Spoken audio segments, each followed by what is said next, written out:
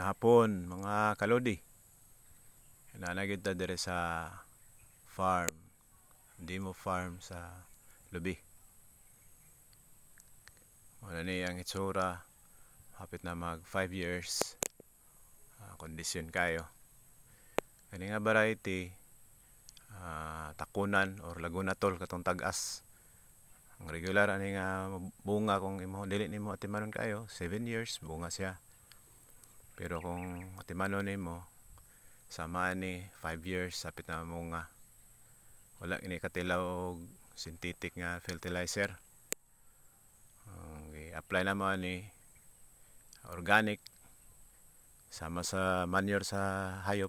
Cycle lang namo ang kaning bulok nga dahon sa kwan humay. Almost yuta na o ganing pakaw sa mais.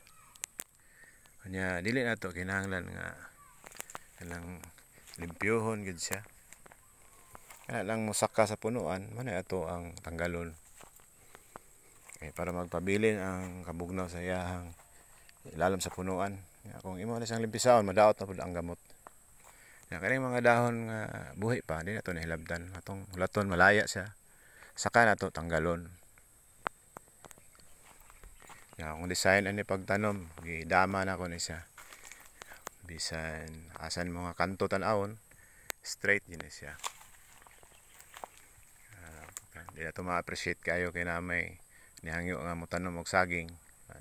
Kung maares na ning saging, makita na to lubi na gyud ang mabilin. Mo ning appreciate na to ang alignment niya. Kung yung design ako yung nag-replant ngayon ako body assist nya kung gusto na to nga integrated atong kalubian, dito sa interval mo tanom og fruit trees. Sa interval lang, ayaw di sa tunga. Ang tunga ang ideal dire saging or root crops para makalusot ang init sa adlaw. Organize atong kalubian. Dili siya matawag og Calandracas farm. Dili lang siya sa kaning interval.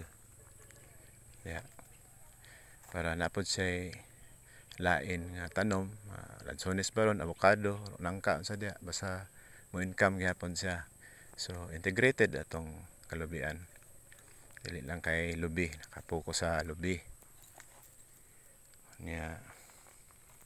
Kaning ato ang kalubihan ato pa ni siyang kung kinahanglan atong koralon, kung natay budget atong koralon para sa siyempre sa gagmay pa para dili ma-disturbo, dili kuan sa mga hayop. Design na to sa akong gisulti na ang design. Ang kalayo na ni 9 meters para ma-maximize na to ang tanom. Kay ang karaan nga design is 10 meters. Ang 1 hectare, 100 lang po ang masulod. Kani mga dili na siya mo ubos sa 10 hectares or dili siya malayo. So daghan atong natanom. Hinaot nga namoy nakatunan or na-entertain mo sa ko ang video, paki-share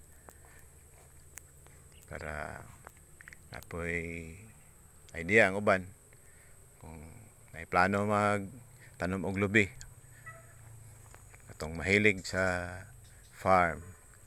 Daghang salamat. Amping kanunay. Thank you.